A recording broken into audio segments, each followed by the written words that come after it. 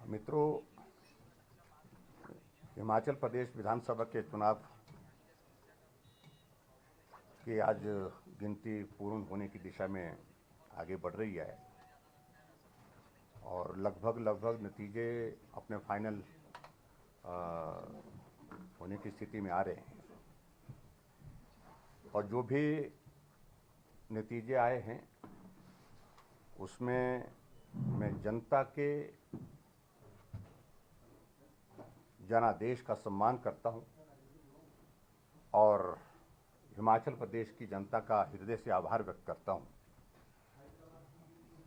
कि 5 वर्ष हिमाचल प्रदेश की सेवा करने का अवसर प्राप्त हुआ और हर कदम पर सहयोग मिला है, समर्थन मिला है, बेहतर करने की कोशिश की है। लेकिन जिस प्रकार से जनमत अभी आया है तो हमारा विपक्ष को सत्ता मिलने की संभावना जो है वो पूर्ण होने की दिशा में है और मैं बधाई देता हूं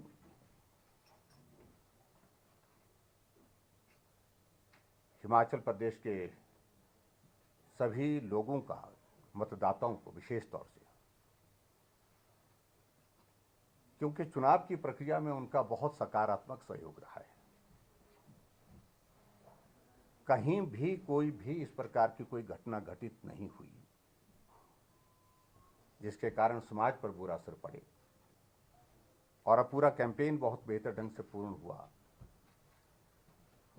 और मैं इस बात के लिए भी धन्यवाद करना चाहूंगा हिमाचल प्रदेश की जनता का कि मतदान में बहुत बढ़ चढ़ करके उन्होंने हिस्सा लिया है और अब की बार रिकॉर्ड मतदान हिमाचल प्रदेश में हुआ, सबसे बड़ा मतदान अब की बार हुआ है।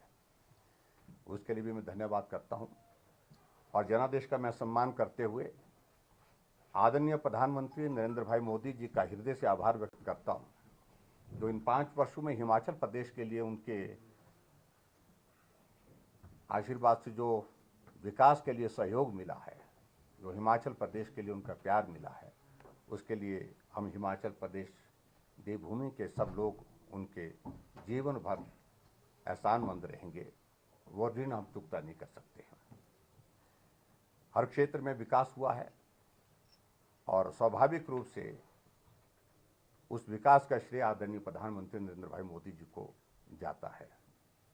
चुनाव की कैंपेन में भी उन्होंने बहुत बेहतर ढंग से कैंपेन को आगे बढ़ाने के लिए हम सबका मार्गदर्शन भी किया, हम सबको सहयोग भी दिया।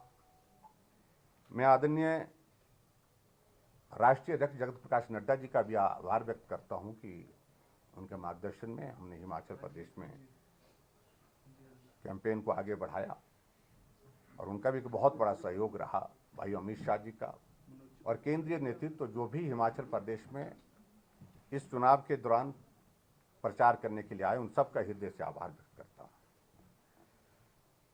अब नई सरकार बनेगी, मेरी ओर से उनको बहुत बहुत शुभकामनाएं और उम्मीद करता हूं जो वादे उन्होंने किए हैं उन वादों को वो पूरा करेंगे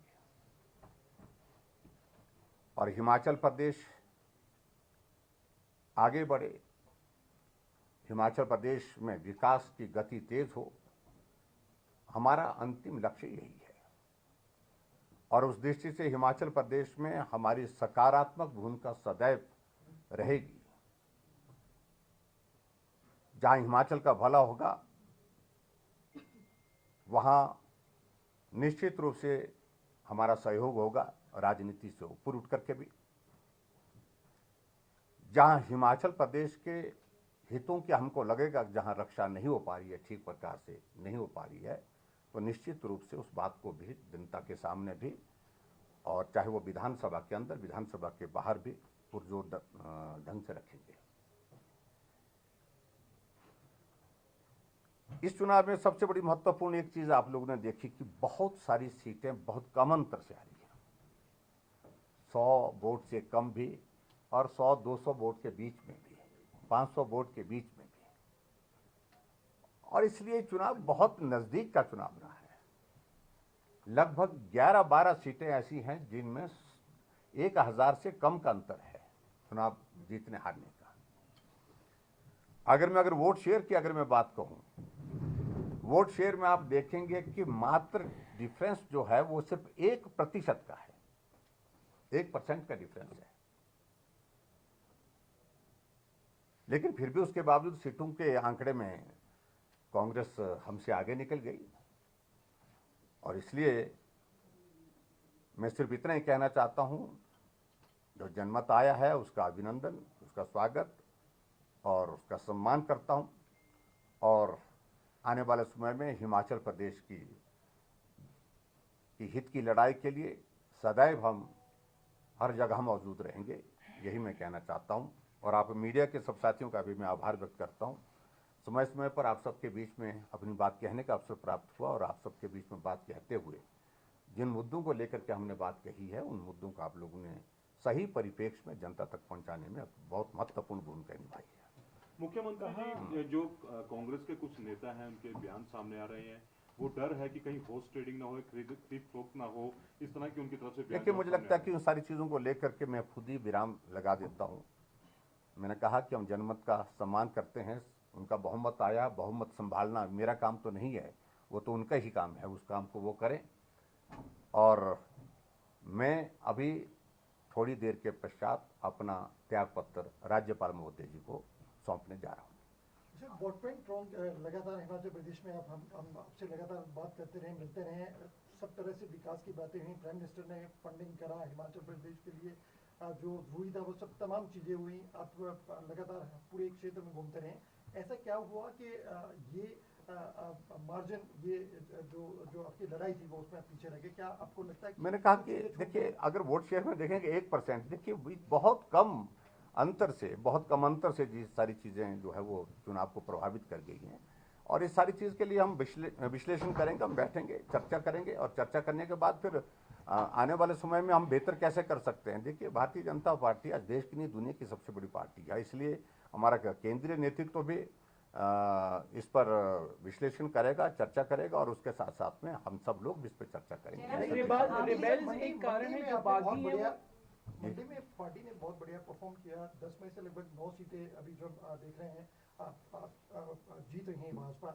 मंडी को लेकर या बाकी देखिए, मैं पूरे हिमाचल प्रदेश की जनता का आभार व्यक्त करता हूँ और मंडी के लोगों ने मेरी भावनाओं को सम्मान दिया, उनका मैं आभार व्यक्त करता हूँ और उन्होंने बहुत बड़ा समर्थन दिया। और ये भी मैं कहना चाहूँगा कि हिमाचल प्रदेश के इतिहास में मुझसे पहले 5 मुख्यमंत्री और भी रहे, लेकिन किसी का भी जीतने का अंतर इतना नहीं रहा जितना सराज विधानसभा क्षेत्र से भी, सराज विधानसभा क्षेत्र से अब की बार जो जीत का अंतर रहा है, लगभग 38,000 की जीत वहाँ पर दर्ज हुई है।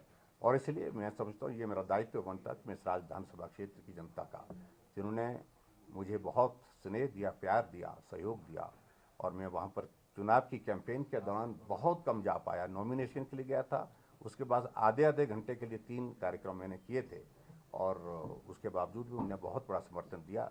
आज तक का सारा पिछला रिकॉर्ड सभी मुख्यमंत्री का।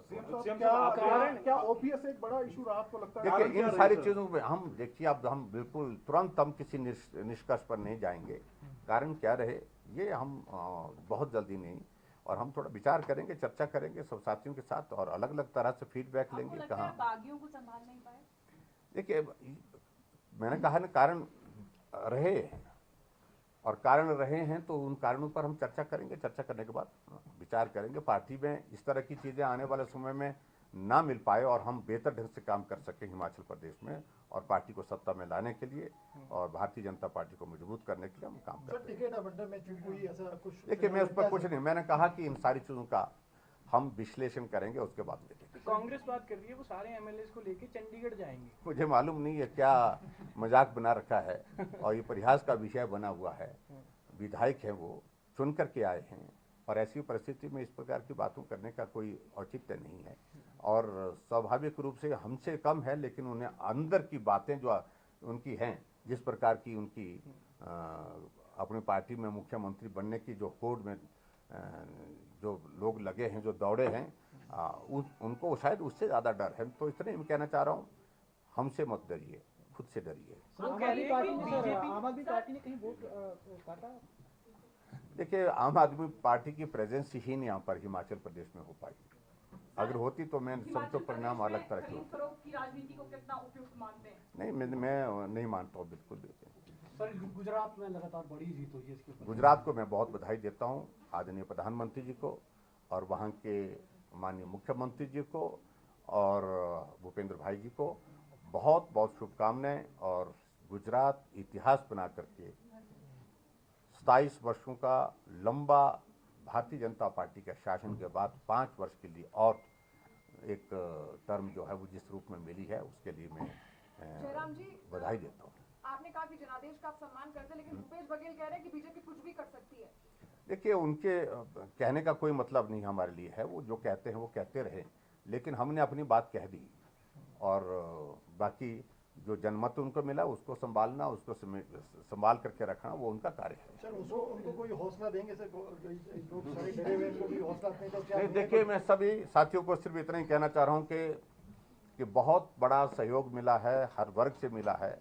और मैं हिमाचल प्रदेश में जो लोगों का इन 5 वर्ष के कार्यकाल में जिस रूप में सहयोग मिला, समर्थन मिला, उनका हृदय से आभार व्यक्त करता हूँ। Thank you, thank you. अलग